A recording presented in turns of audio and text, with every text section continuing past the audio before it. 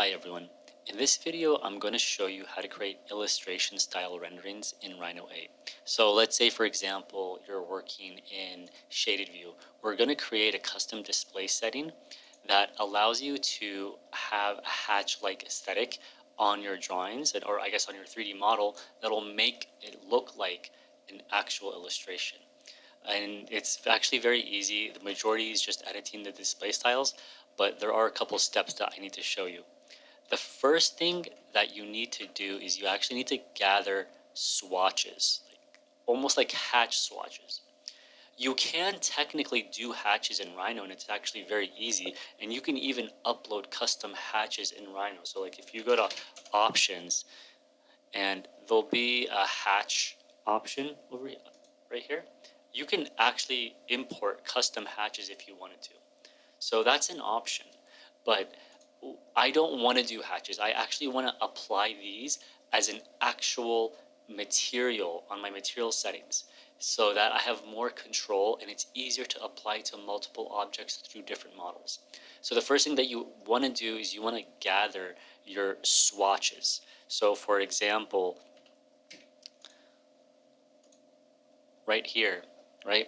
Like I have my concrete hatch, my sand hatch, like these little swatches, and they don't even have to be like super high quality. They don't even have to be seamless, to be honest, because they're just very simple graphics.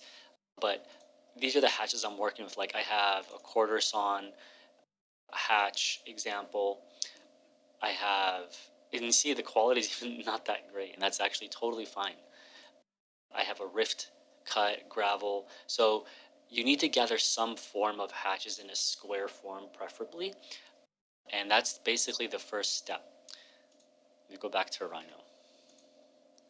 Now, the next thing you want to do is, like how you add any other material in Rhino, you're going to go to your layer and apply it by layer. That's how I prefer to do it.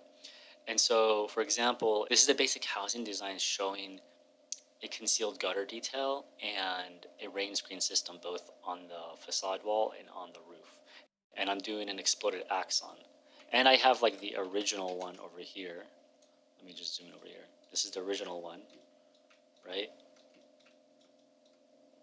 And so the first thing that you want to do is you want to make sure your layers are very organized, and you just want to apply your material to each of your components. So for example, this is my facade layer, right?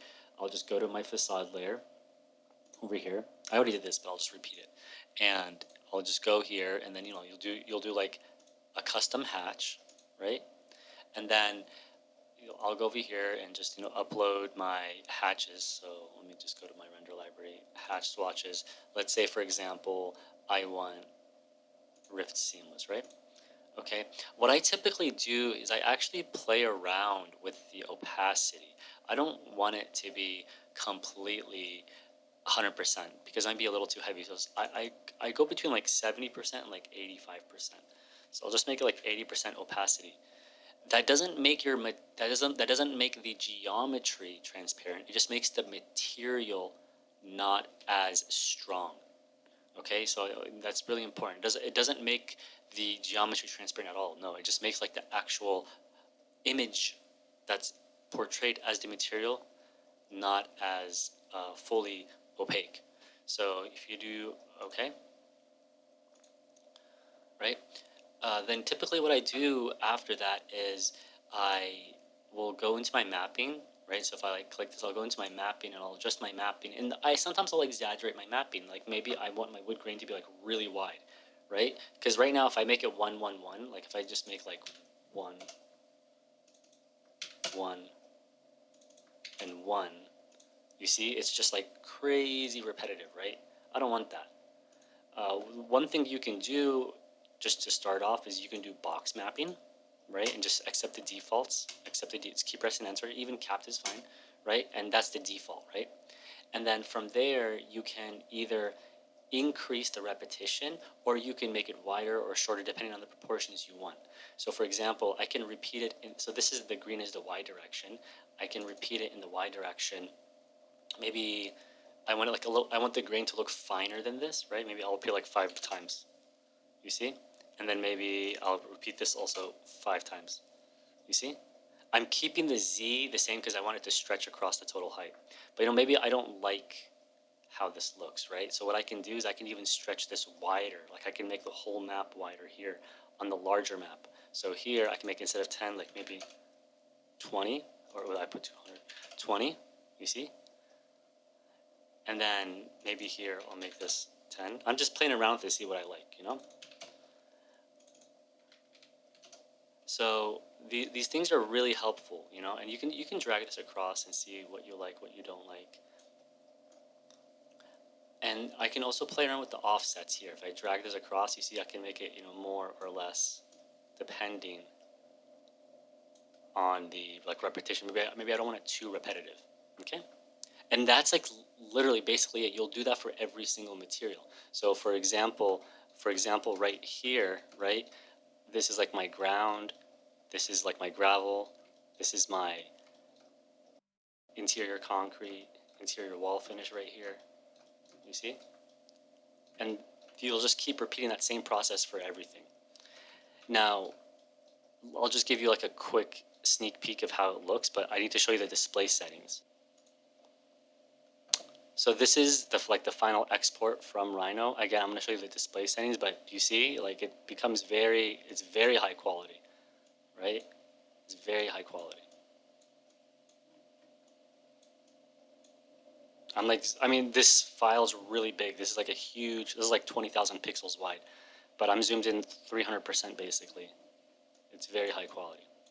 So I'm going to show you the display settings, but again, to reiterate, all you're doing is just you're adding those swatches I showed you here. You know, you're just adding these swatches here as a material. That's all you're doing. That's all you're doing. I mean, I can do another one just to reinforce what you're doing. So we'll just do like a box, right? And then maybe let me make a completely new layer.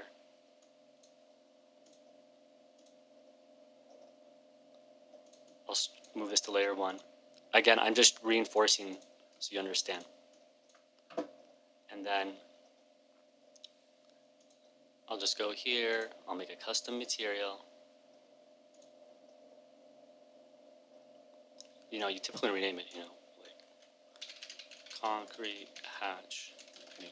And then I'll go here, I'll do that. Maybe I'll give it like 80% transparency. Right, there it is, you see? And then I'll typically play with the box mapping, right? So I'll go and I'll give it a box map. You typically give box maps on like rectangular objects, and I'll accept all the defaults. Good. And then I'll play around with both the sizing of the map and the repetition of the map. So maybe I want it more dense, like I'll make it 5.5. And don't be fooled by the lightness that's on here. It looks really light on here because of the lighting, but you'll see once you actually export it, it's not as light. If you zoom in, that'll give you like the actual true display of how it'll be on the final export. So don't worry about that. Don't worry if it looks too light. Okay, but that's literally the actual process of applying the materials and making it look like an actual illustration. Is just you take those swatches and apply it as a material on your layers. And the reason why I like this is because I can, let's say I have multiple files for this project. Maybe like one file I have is dedicated for sections, and another file is dedicated for an axonometric. I can just copy and paste this image, or excuse me, this geometry, and paste another file and just match properties instead of going in and rehatching everything all over again. And you have a very consistent graphic style, right? Now, the next part is the most important part, is how do you get Rhino to have this display setting in the first place, okay? So what we're going to do is we're going to type in options, and then we'll go to display modes, right? And what you want to do is you want to create a duplicate. So if you click on this, you want to just make a copy of it, right? And then you want to go in and give it a name. Like, I'm calling mine rendered monochrome. I'm going to call it 2 because I already made settings like this, and just do OK. And then you want to go back here and just, you know, click on what you just made a copy of. I already did this setting, so I'm just going to point out what I did. So then you'll go back and type in options, right? Now, so the main settings, the first thing that I do is I do a ooh, let me change the color. You want to change the background to a solid color. I typically like to do white. Ground plane settings, custom, shadow only, that's optional. Shade settings, I want to do shade objects, right? And then I want to do rendering material, use front face settings. By the way, just to reiterate, I made a duplicate of the rendered option, okay? I'm calling it rendered monochrome just for personal reasons, but I made a duplicate of the rendered option. And then if I go down here, again, let me just, back face settings, front face settings, and then if I go down here, surface edges I want to have checked. Tangent seams optional if you have a lot of curves and a lot of, I guess, extrusions. Tangent edges is possible, tangent seams is optional. Show curves, I'm going to say yes for me, and I'll show you why. And the rest of these annotations, text points, point cloud, that's optional if you want those turned on. Everything else I would not have turned on. Definitely not ISO curves. Do not turn on ISO curves. Now, for lighting, I do ambient occlusion and I give it a dark gray color. Not a black, I give it a dark gray color, okay? Now, we're gonna go down to objects, right? We're gonna click on objects. You can ignore points unless you wanna show points, and you can decide the point sizes you want. We're gonna go to surfaces, which is really important. So if you go to surfaces, what I do is, it's actually optional if you want to do a single color for all edges. You can use objects color if you wanted to, okay? Or you can use a single color. That's optional. Whether you want to do if you do objects color, it's going to follow the layers color. If you do single color, it's going to give whatever color you decide it to be, okay? But what's really important is use objects width. This is very important. Typically, I do the opposite where I just do pixels, but in this scenario, I like to do use objects width because it gives me way more control on each of the layers and the material swatches I'm using, how thick I want the actual outlines to be. Okay, so that's really important. I do use objects width, and the scale you can keep at 1, and then single color for all edges. Okay, well, single color for all edges is optional, but this is really important. Okay, so use objects width. Okay. Now you can ignore sub D meshes. I actually skipped curves, but curves is actually really important as well. I do use objects color, and I do use objects width. Important, okay? That's what I do for the curve settings. You can ignore clipping planes unless you're going to do sections. If you're going to do sections, then I definitely keep the color. I have show fills and I have show edges, and I have them matching. I always keep them matching so that it looks like a poche. I always keep it matching. And then the cut, I keep that at 3, but it's not really going to matter because it's going to look like a filled poche. If you don't want to, you can switch it, but I prefer to have this. Like if you want to have like a black outline and a white fill, for example, you can do that. But you just need to make sure your model is very clean and there's like no intersections of solids, because then you're going to see that crisscross, you know? You need to make sure everything's like Boolean correctly. That's why I like to make everything filled the same color and the same line, because it just looks like one clean poche. But again, that's optional only if you're going to have clipping planes. What's really important are your shadows. So if you look here, I have like just everything's like on super low settings. Everything's on super low settings except the actual shadow, the video, this one right here. I have like on low medium, you know? Everything else is on very low. And then I actually pulled down my shadow intensity to around like 50%, okay? So I go between like 20 to like 50%. Because if you make it too dark, you make it 100%, it might start to overlap with your swatches and make it too dark. So it's actually a matter of preference. So like for example, if you want to use your scene lighting where you have light and you want like a shadow, you can do that if you want to, okay? But I like to do ambient occlusion where it's like really soft and just very minimal shadows. So just something to keep in mind. This is the settings I do for shadows. And that's it. Once you do that, you're done. Okay? So like, let me just do cancel. So like, again, if you were like, for example, in ghosted view, it's gonna look like this, and then once you switch down, this is what you get, right? Let me just do match mapping.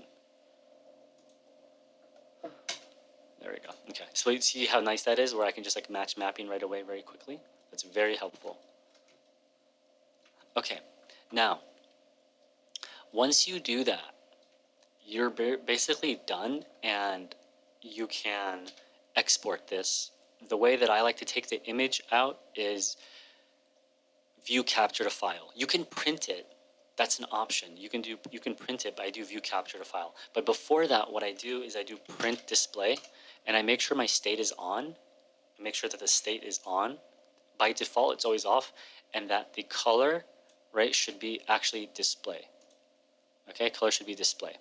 And then the scale is 1, and everything else is, that's it. You press enter. This is going to show you like an approximation of how it looks, right?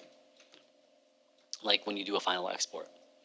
Now, when I do view capture to file, well, let me pause for a second.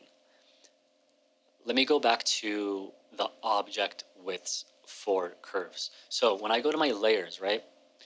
If you remember in the options, I said use objects width. So what that means is when I go here to my print width, I'm deciding the line weight thickness. So like, let me just go to my facade, right? So the facade layer here, I have my line weight at 0.35, okay? And this is like a trial and error. When you do like your view capture to file, it might look a little too thin, so you want to bump it up, or it looks too thick, you want to bump it down. Okay, so you definitely want to play around with these and see what looks the best.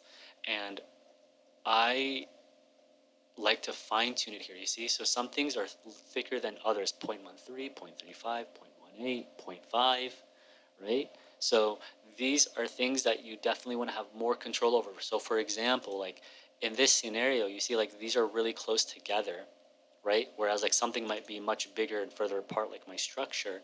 So you might want to give one thing a thinner line weight, another thing a thicker line weight. That's why you don't want to do it by pixel. You want to do it by objects width. Okay? So once you assign your print widths to these and the colors that you want, right? I did use single color, so I don't have to worry about my layer color. But if you did use objects color, then it's either going to default to this color or it's going to default to the print color here, whichever one. If this will always override. Okay? Unless you do view capture to file, because view capture to file is based on your display. So that's something to keep in mind. But other than that, you're basically done. And what I do is I do view capture to file. So for example, I'll do view capture to file. Okay. Now, when I'm in view capture to file, there's a couple of settings that you want to play around with. Because I'm so zoomed out and the hatches look very dense from this view, I actually increase my scale substantially so that it's basically bumping this up 5 times what I'm actually seeing right now. Okay, so what I do is for resolution, I first select viewport to capture the proportion of my viewport. Okay, and then I go down to custom and I lock my viewport, and from here you can keep it the same and then just like bump up the scale. Or I mean, mine's a little bit extra. I do like 4,000, and then I scale it up even more from that. And then by the way, I do not make it transparent. It's no transparency, okay?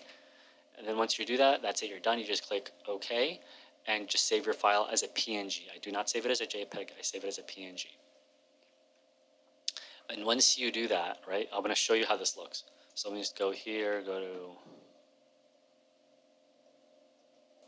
so this is the final export, okay, of this one. This is the exploded axon, okay? So if I zoom out, it looks a little dark. When I start zooming in, right, this is what you're gonna get, right?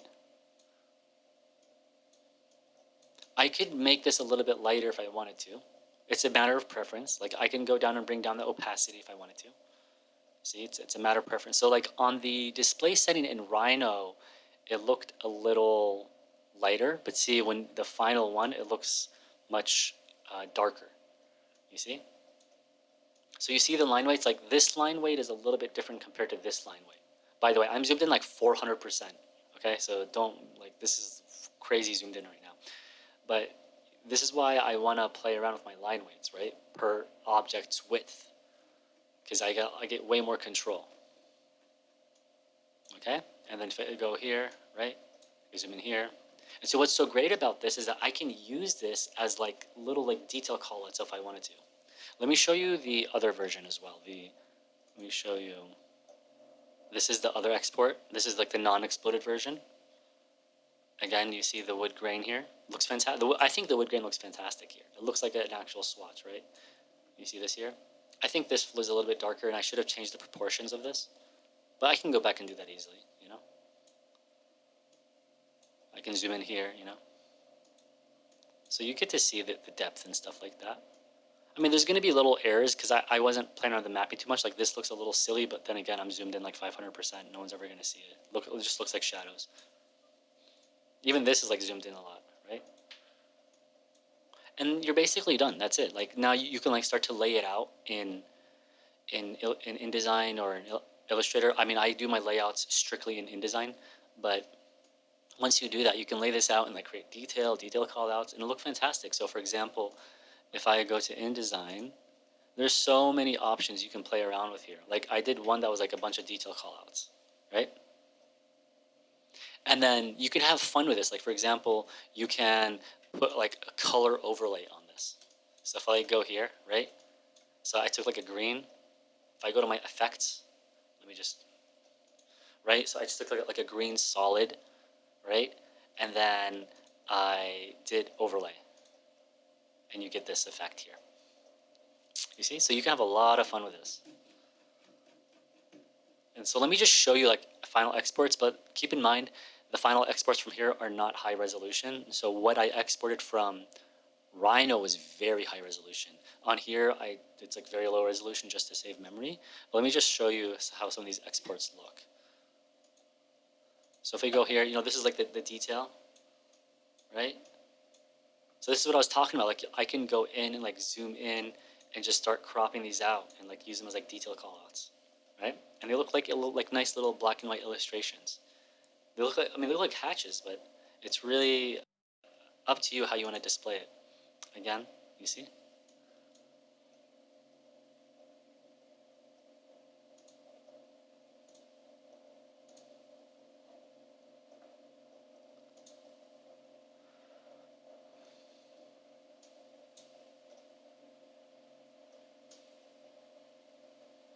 And let me show you the color, like the color overlays.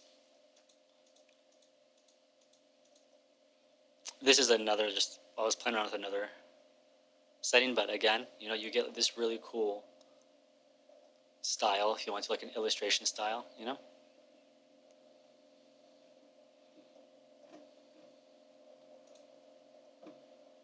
So this is like, you know, the color settings. This was that green one I showed you, you see? And again, I'm just doing overlay. That's all I'm doing.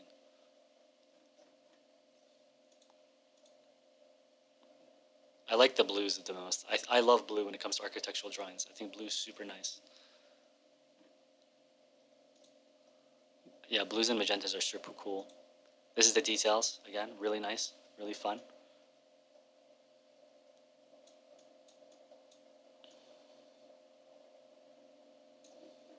But yeah, I mean, that's about it. I mean, it's a really interesting way of displaying your design and an illustration style that isn't just like super intense rendering and reflections and all this stuff. It's more illustrative, you know, and you can have a lot of fun with this. Like you can still have like reflections in your glass if you wanted to, or to make glass not as transparent, you know, if you wanted to.